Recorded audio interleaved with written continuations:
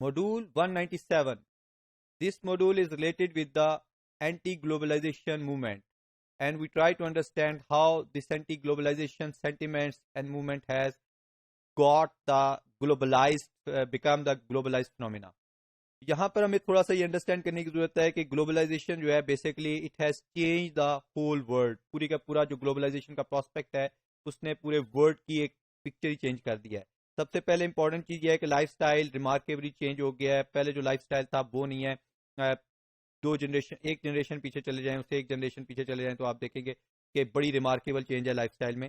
Technology وہ آ گئی ہے اور ٹیکنالوجی بڑی ڈفرنٹ قسم کی ہے, اس نے بھی بہت زیادہ چینج لکھا ہے. وہ اوپن مارکیٹس اوپن ہو گئی ہیں, بہت زیادہ لنکیجز بڑھ گئی ہے, انفارمیشن کا فلو بڑھ گیا ہے, کمیونیکیٹ کرنا اور کمیوٹ کرنا آسان ہو گیا ہے, شیئر کرنا اور کنیکٹ ہونا یہ بھی بہت پاسبل ہو گیا جو کہ پہلے کافی مشکل تھا اور کاسٹ بہت ہائی تھی اس کی. اب ٹریلینز آف ڈالر جو ہیں وہ بھی موو کرتے ہیں ڈیلی بیسس کے اوپر اکراس دا کنٹریز اور بالکل ایفرٹ لیس ہیں. بینکنگ کے ذریعے آپ کسی بھی جگہ سے کوئی بھی موومنٹ کر سکتے ہیں کیپیٹلز کی.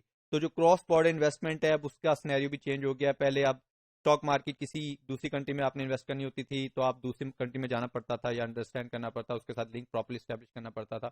اب آپ یہاں بیٹھے اپنی کنٹری میں کسی بھی ریسٹ آف دا ورلڈ کی اسٹاک مارکیٹ میں انویسٹمنٹ کر سکتے ہیں, کسی اور طریقے سے انویسٹمنٹ کر سکتے ہیں. ٹیکنالوجیکل پروگرس جو ہے وہ اس نے بہت سارے لوگوں کو, ملینز آف پیپلز کو ایبجیکٹ پراورٹی سے نکالی ہے, لیکن ونر اور لوزر دونوں کریٹ ہوئے ہیں. تو ابھی ہم یہ ایک ڈاکومنٹ ہے پروز اینڈ کونس کی گلوبلائزیشن, اس کے ذریعے ہم ٹرائی ٹو انڈرسٹینڈ کہ کیا بیسیکلی کیا پروز ہیں اور کیا کونز ہیں, یعنی کیا میرٹس ہیں اور کیا ڈی میرٹس ہیں اس پورے پروسیس کے, اس کو ہم انڈرسٹینڈ کرنے کی کوشش کرتے ہیں.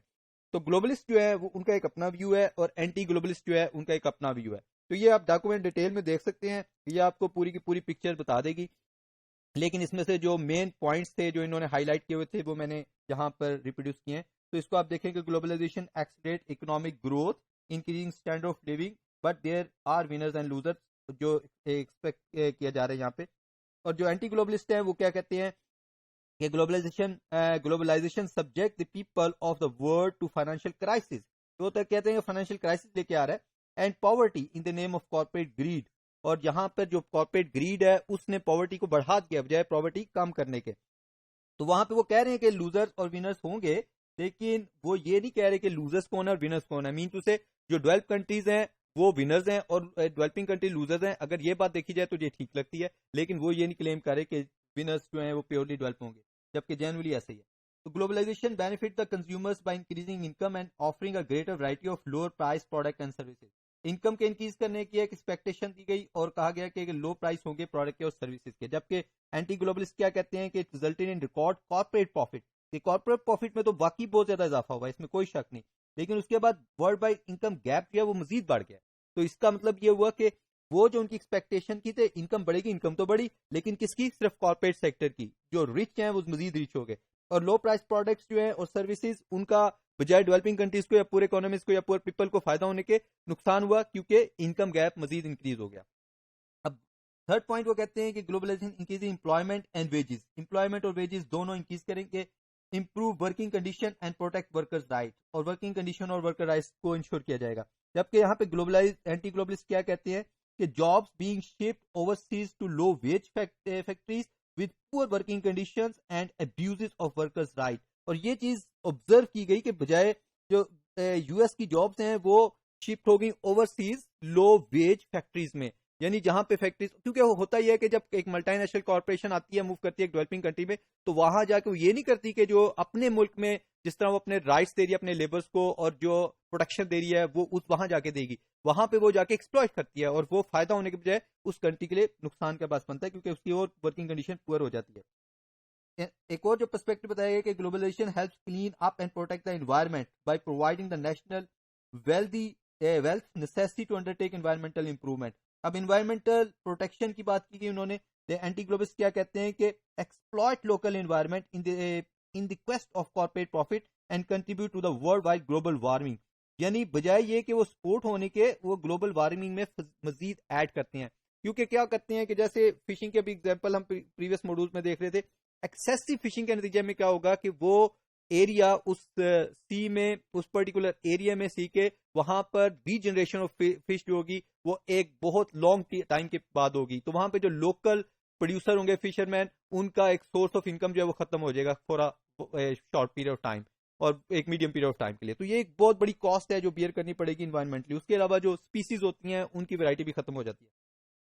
پھر گلوبلسٹ کہتے ہیں کہ globalization helps developing nations by accelerating economic growth. Economic growth کی ایکسلریشن کو کہہ رہے ہیں, اور ملین آف پاورٹی ہو جائیں گے لوگ. جبکہ اینٹی گلوبلسٹ کیا کہتے ہیں کہ nation subject developing nations to serve trade, کہ انہوں نے severe trade and financial lending practices keeping nations trapped in debt and millions trapped in poverty. یعنی الٹیمیٹلی کیا ہو رہا ہے کہ یہ ٹریڈ اور جو لینڈنگ پریکٹسز ہیں, فائنینشیل پریکٹسز, وہ اس طرح ہو رہی ہیں کہ وہ بیسیکلی لوگوں کو کسی ڈیٹ ٹریپ میں لے کے جا رہی ہیں اور ان کو ایک ایبجیکٹ پاورٹی میں لے کے جا رہی ہیں. یعنی وہ جو پرومس تھا کہ اکنامک گروتھ ہوگی, تو اکنامک گروتھ جو ہے وہ ڈیفینیٹلی ایک ایمبیگوس قسم کی ورڈ ہے, بیکاز اکنامک گروتھ کا یہ مطلب نہیں ہے کہ ہر شخص جو اس پروسیس کا پارٹ ہوگا وہ اس کا فائدہ اٹھا رہا ہوگا. تو بالکل وہی والی بات ہوئی ہے کہ ایک طرف سے بہت سارے لوگ جو ہیں وہ ڈیٹ ٹریپ میں چلے گئے ہیں اور دوسری طرف وہ پاورٹی میں چلے گئے ہیں. تو یہ دو امپورٹنٹ کنٹیکسٹ ہوئے ہیں. ایک اور جو پوائنٹ وہ کہتے ہیں کہ human rights and economic freedom جو ہے اس کو پروٹیکٹ کریں گے اور پولیٹیکل فریڈم بھی ملے گا.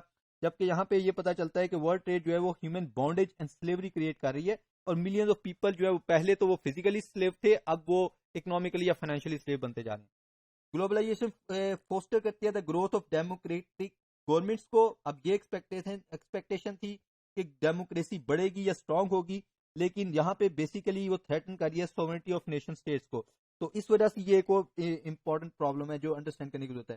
اس کے علاوہ جو culmination of globalization technology has result in quality of life unimaginably 100 years ago. Definitely جو اوور دا ٹائم ڈیولپمنٹ ہوئی ہے اس کے حساب سے تو ان کا کلیم ٹھیک ہے کہ وہ ٹیکنالوجی نے وہ چینج لے آیا لائف میں جو پہلے پاسبل نہیں تھی, لیکن افیکٹ کیا آ رہا ہے کہ threatens public health, local economies and social fabrics of agriculture sector اور ایگریکلچر بیسڈ اکانومیز. تو یہ اس کی کاسٹ پے کرنی پڑ رہی ہے جو کہ ہیوج ہے. اب یہاں پہ آپ تھوڑی سی ایگزامپل دے سکتے ہیں کہ کاربن ڈائی آکسائڈ کا جو اور اکانومیز کا اور انٹرنیشنل ٹریڈرز جو ہیں کنٹریز, ان کا کمپیریزن کیا گیا, اور یہ بڑا انٹرسٹنگ کمپیریزن ہے. اگر آپ ٹاپ پہ دیکھیں تو جو کنٹریز سب سے زیادہ پولوشن کریٹ کر رہی ہیں وہی زیادہ تر اگر آپ دیکھیں گے ان میں وہ کنٹریز ہیں جو ٹاپ 10 اکانومیز پہ آتی ہیں. اب جو اگر آپ دیکھیں یونائٹڈ اسٹیٹ اور چائنا اور رشیا, یہاں پہ جاپان 4th نمبر پہ ہے یہاں پر پروڈکشن میں. اس کے بعد یہاں پر جاپان ٹاپ پہ ہے, یعنی ٹاپ 10 اکانومیز میں ہے یونائٹڈ اسٹیٹ, اور لیکن یہ کاربن ڈائی آکسائڈ امیشن میں بھی بہت زیادہ کنٹریبیوٹ کر رہے ہیں. اس طرح اگر دوسری طرف دیکھیں تو جو ٹریڈر ہیں, انٹرنیشنل ٹریڈر ہیں, وہ یہی کنٹریز ہیں جو سب سے زیادہ انٹرنیشنل ٹریڈ کر رہی ہیں, کیونکہ سب سے زیادہ جی ڈی پی بھی یہی پروڈیوس کر رہی ہیں. اور دوسری طرف اگر آپ دیکھیں تو لو انکم کنٹریز جو ہیں جن کی کاربن ڈائی آکسائڈ امیشن میں کنٹریبیوشن کم ہے, آپ دیکھیں گے کہ ان میں اکثر کنٹریز جو ہیں یا تو وہ اس ٹاپ 10 کنٹریز کی لسٹ میں ہی نہیں ہے, اور اگر ہیں بھی تو بالکل نیچے کہیں کہیں اینڈ کے اوپر آتی ہوں گی. اب اٹلی ہے جو اٹلی اس مڈ میں آ رہا ہے, لیکن یہاں پہ سب سے کم کاربن ڈائی آکسائڈ امٹ کر رہا ہے. ساؤتھ کوریا جو ہے وہ اس میں آ ہی نہیں رہا, یعنی ساؤتھ کوریا کو 10 کے بعد 11 12 13 نمبر پہ آتا ہوگا. اس کے بعد انٹرنیشنل ٹریڈر میں اگر آپ دیکھیں تو وہ کنٹریز جو ہیں سم ٹائمز آپ دیکھیں گے کہ وہ کنٹریز جو اٹلی ہے یہاں پر, لیکن اسی طرح جو ساؤتھ کوریا ہے اور وہ یہاں پر نہیں ہے. تو اس کا مطلب یہ ہے کہ بیسیکلی جو میجر کنٹریز ہیں جس میں آپ یونائٹڈ اسٹیٹ کو کہہ سکتے ہیں, اس میں جرمنی ہے, جاپان ہے, یونائٹڈ کنگڈم ہے, فرانس, اٹلی, یہ جو ٹاپ 10 کنٹریز ہیں, زیادہ تر تو ٹاپ 5 کنٹریز ہیں, یہ وہ ہیں جو پروڈکشن بھی زیادہ دے رہی ہیں, ٹریڈ بھی زیادہ کر رہی ہیں, لیکن ساتھ ساتھ ڈیمیج بھی کر رہی ہیں انوائرمنٹ کو.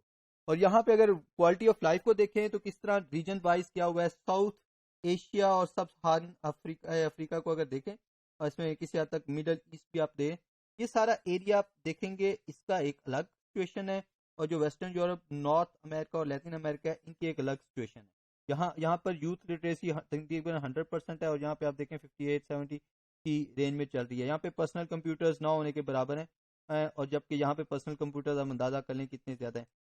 اور یہاں پہ ہیلتھ ایکسپینڈیچرز کتنے تھاؤزنڈس میں ہو رہے ہیں, اور یہاں پر لیس دین 100 ہیں. تو یہ بہت بڑی لائف ایکسپیکٹینسی بھی آٹومیٹکلی یہاں پر ہائی ہے اور یہاں پر لو ہے. انفینٹ مورٹیلٹی آٹومیٹکلی یہاں پہ ہائی ہوگی کیونکہ, اور یہاں پہ لو ہوگی کیونکہ یہاں پر انویسٹمنٹ بہت زیادہ ہو رہی ہے ہیلتھ کے اوپر.